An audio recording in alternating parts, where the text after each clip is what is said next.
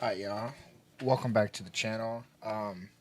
So today I want to do kind of a different video. Well, not too different from my last two videos. I want to kind of give my honest opinion on a few aspects of my pre-release opinion on Suicide Squad: Kill the Justice League, based on just the gameplay I've seen, uh, the trailers, and I will be going into a little bit of the story leaks towards the end when I'm gonna talk. There's three sections to this video. I'm gonna talk about the gameplay first, and then I'm gonna go into my opinions on the live action aspect of it, and then lastly, I'm gonna talk about my opinions on the stories, and I'm gonna go slightly into the leaks and what I think about, if the leaks are true, what I think about them. So, without further ado, let's begin. So, pertaining to the first off, before I start anything, this gameplay is provided by IGN. This is not me playing. I have not played the game whatsoever.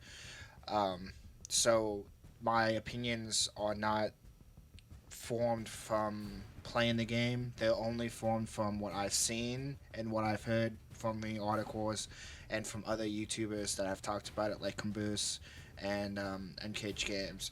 So with that out of the way, my opinions on the gameplay is I think the actual gameplay, like the action gameplay, looks extremely fun.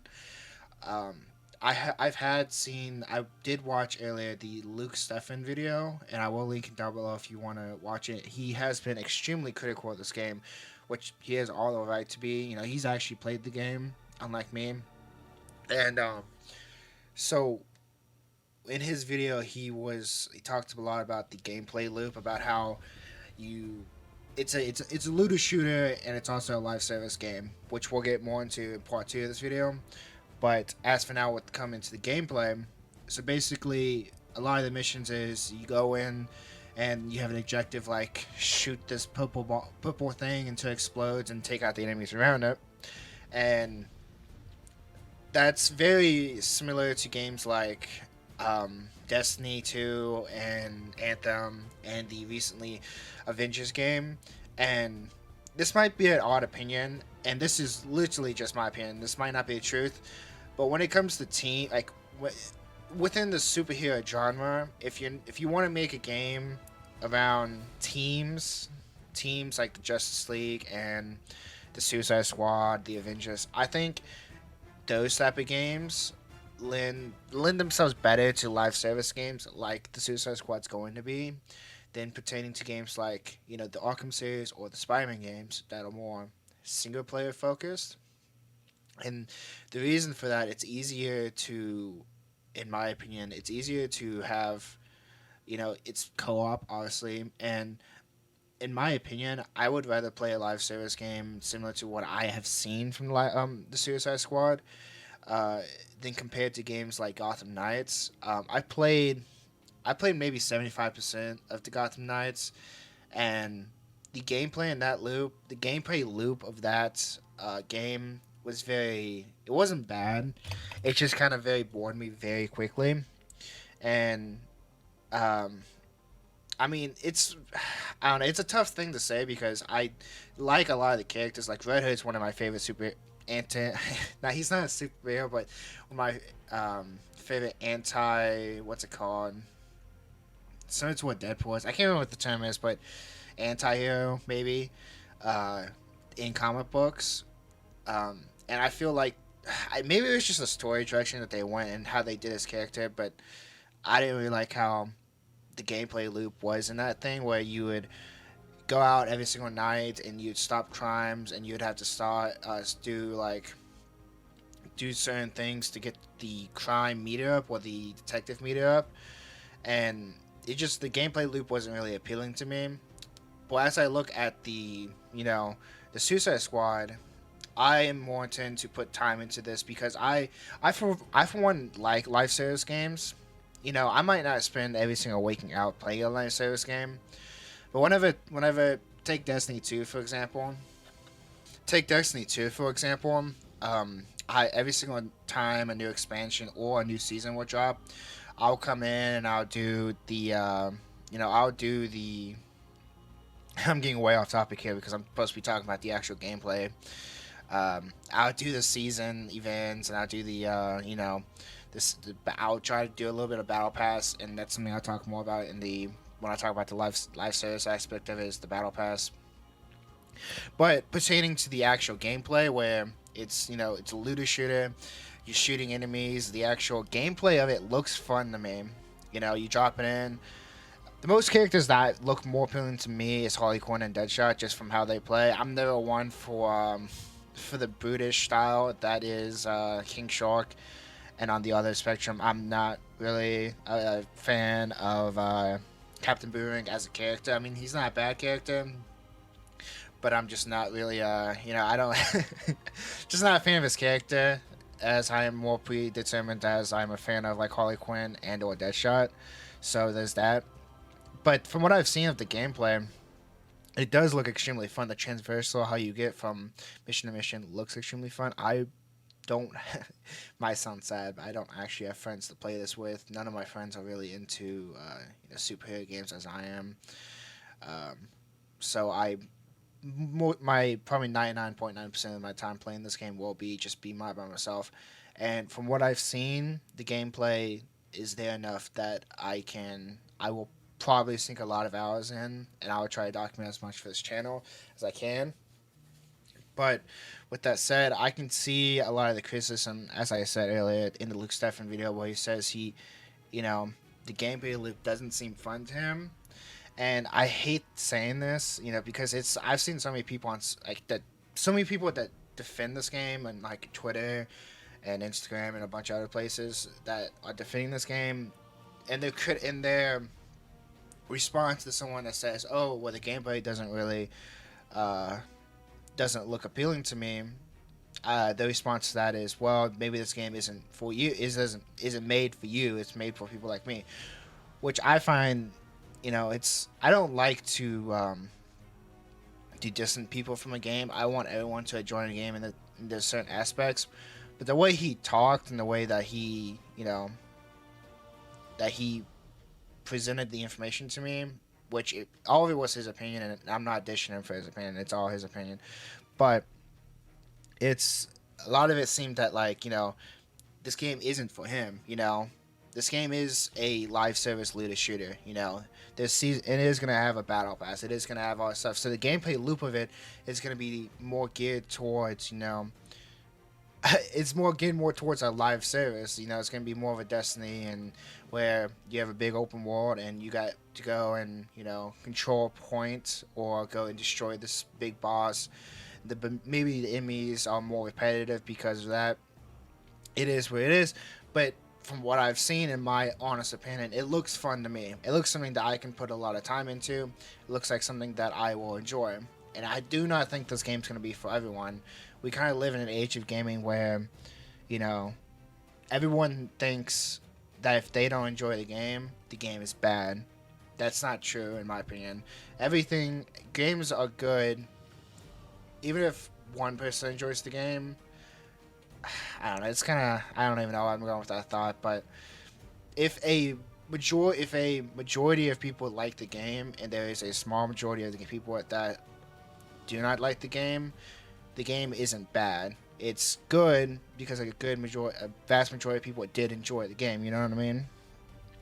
But that's kind of my thoughts on what I've seen of the gameplay. Obviously, I'm gonna have a different opinion when I get hands on. So we're probably gonna move on to section 2, the actual battle pass and life service part of the game.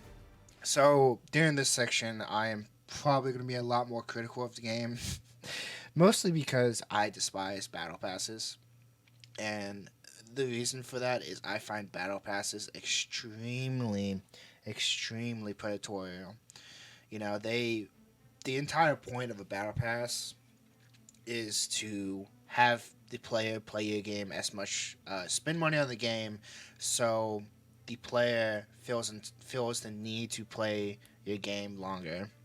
And the way they do that is they lock rewards around, you know, a battle pass. So a battle, if you don't know what a battle pass is, it's a 100 tier thing where you buy. You can either buy from tier one, where you start at tier one, and through doing objectives in the game, you get to you level up in the battle pass. And so my problem with battle passes is that I think it's extremely predatory. There's no gameplay at the moment. There's no footage or anything other than a screenshot of the battle pass. So I can't really tell you what the battle pass in this is gonna be. So, but from past experiences with games like Warzone, Destiny 2, Fortnite, Halo 5, or Halo Infinite, I mean, all these games have battle passes that they want the player to spend money. They either want the player to feel that they need to spend money to level up in the battle pass, or spend an excruciatingly long time in the game to level up in the battle pass. And the way they do that is they lock the best rewards at tier 100.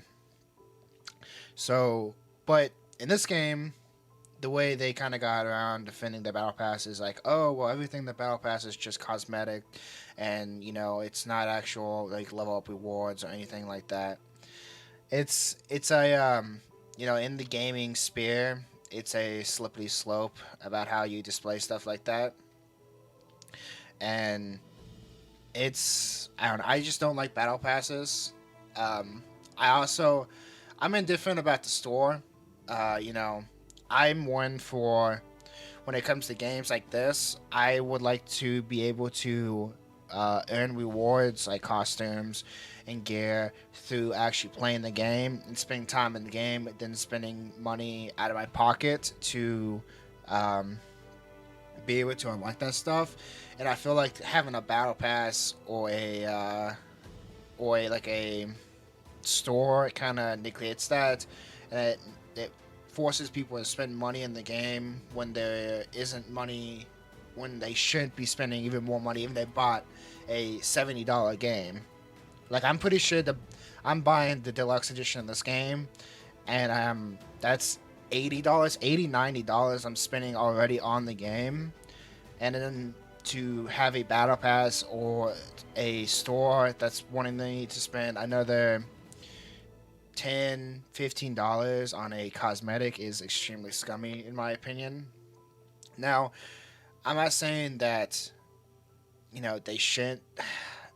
I do want to say that they shouldn't have that, but like I said, this is a live service game. This is a game that they are going to hopefully support, and that was one of the reasons I was hesitant to pre-order, because if you look, and I'll post it right here. Like, I'll post a screenshot right here. It says that pre-ordering this game, that WB Games and Rocksteady at any time could discontinue support for this game. So seeing that when I was pre-ordering this game, and I know I'm gonna get a lot of hate for pre-ordering this game, but it is what it is. Seeing that pop up literally made me like stop and freeze and think about what I was doing. God damn it.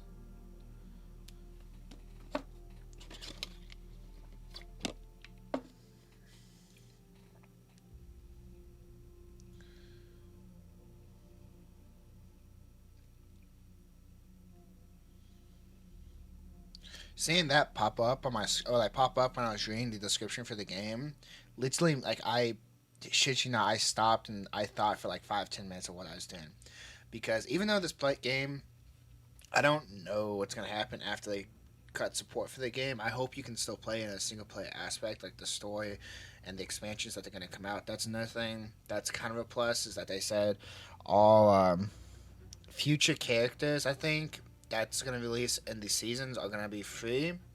I was expecting them to lock the characters, which that would be shit, right? If they would lock the characters behind the battle pass, that would be a fucking. I would, I don't know, I would shit my pants if they did that. Which I don't think they're doing that. I think the characters are just going to be free on release.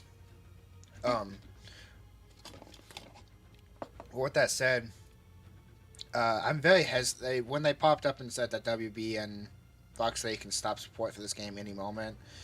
that they choose kind of made me think, what I'm spending my money on. I was hesitant, but in the end, I did pull the trigger and spend the money. But pretty much what I'm saying is that live service as a whole isn't a bad idea, but hopefully WB and Rocksteady can give us the content that we want for the future, and they're making like whatever the WB the Rocksteady Direct, the Suicide Direct, whatever it's called, I don't know. Talking about the future of the game past launch, so we'll see what they have cooking up. Pertaining to the leaks, I'm not gonna talk too much about it, but Miller on Twitter has said a little bit about it, and um, I know two of the characters are almost 100% confirmed in those. If you don't want to know what the future holds, then skip like 10, 15 seconds. But I know the next few characters, next two characters are going to be Deathstroke and Killer Frost. So those two characters are going to be badass, and I'm excited for that. But as a whole, I'm not too excited about the Battle Pass, and I'm not too excited for the store. I think those both are very predatory for already spending $70 on the game, and it might be a breakup moment for some people. So we'll see how it goes in the future. So for this last section, I want to talk solely about the story because I've seen a lot of people on Twitter hating on the story, and I feel like a lot of people, when it comes to superhero IPs or superhero stories, they want. I mean, I don't really blame them, but there's a kind of a disconnect between comic readers and you know, moviegoers, especially Marvel moviegoers, because when you talk to like a person who's solely their sole intake of superhero content is through Marvel movies, you kind of get a sense that they want kind of like a kiddie movie. They expect a happy feel go movie, but when you go and read like comics, when you go and read like a Batman comic or you go and read like a X-Men comic, those comics, most of them can be really dark and have really dark moments. So even in, like, coming back to like the Suicide Squad game or like the Arkhamverse as a whole, the the Batman games had its very dark moment, and it really set the tone of Batman. Like, the city that you're in, Gotham, is a horror and has filled with crime ridden place. And that you, Batman, are the sole person that can stop all these people. I mean, who are we forgetting that? When it comes to dark moments, are we forgetting the what's his name, the pig guy in Arkham Knight? His entire quest line where he was murdering people and turning them into dolls. That's a very fucked up thing. And I've seen a lot of people complain about Suicide Squad saying, "Oh, I don't sit right with our heroes, killing people, and we're playing as a Suicide Squad having to kill the Justice League. I mean, that's kind of like fucked up, don't you think? That we're having to fight our heroes." And to that, I'd say it's a video game, and that heroes aren't always the good guys in every situation. Just like a Reed Richards in the comics, that guy's more of a villain than a hero 99% of the time. But when it comes to killing the squad, a lot of people are hoping that you don't actually kill it, and it's just kind of you know, a gag in the game where it tells you you're gonna kill the squad, and you don't actually somehow you stop the brainwashing. So I actually do hope you do kill the squad. And at this point, I'm gonna kind of go into spoiler tactics here, spoiling. So if you don't want to hear, um, if you don't want to hear leaks or anything, you want to go into the game wholeheartedly, then skip what I'm talking about now. But when it comes to the how the Suicide Squad's gonna reverse it, and what I've from the leaks have seen how this game's gonna turn out, it seems they're gonna kind of have a new 52 moment where the multiverse kind of collapses in on itself, and the entire timeline of Arkhamverse kind of resets itself. So I don't know how I completely feel with that. I feel like the trope of using the multiverse and I don't know I'm saying this because, it's been very overdone in Marvel in the last 4 or 5 years. But it's true when it comes to that because, you know, the multiverse time travel is it's a very overdone plot line. I feel like it's a very, once you go down that path, it's hard to come back from that. It's once you go down and once you get to that multiverse level, it's hard to tell solo stories. It's hard to tell contained stories. Look, Marvel was very suffering from that within their MCU, and to tell contained solo stories because they have to top himself every single movie, and they still haven't been able to top Avengers Endgame and Infinity War because they thought going to that multiverse was the next best thing, and they kind of shot themselves in the foot about that. So if this game does, if leaks are right and they do go kind of down that road, I don't know. I'm gonna have to see how it plays out. Like I said, I'm gonna make another kind of follow up video to this after I played the game, after my walkthrough of this game, and I'm gonna give my entire wholehearted.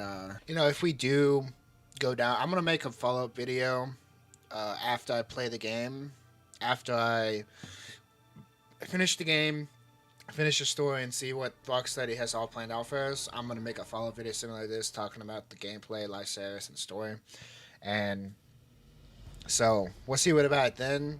But for as right now, when it comes to what I see in the story, I'm hoping that Rocksteady can balance the comedy and um, comedy and serious moments throughout the entire game. I have faith in them, and I think they can. So we'll see how it goes, how it all plays out. And yeah, well, this has been a long video. I have talked for 23 minutes about the Suicide Squad. If you've liked what you've seen, if you liked what you heard, please comment down below what what's your thoughts about the game. If you like it or you don't like it. I'm interested to hear all opinions, and tell me if you're gonna hop in day one on February 2nd or February or January 30th is when the deluxe edition can play. So we'll see how it all plays out. And as always, thank you for watching, and I will catch you in the next one.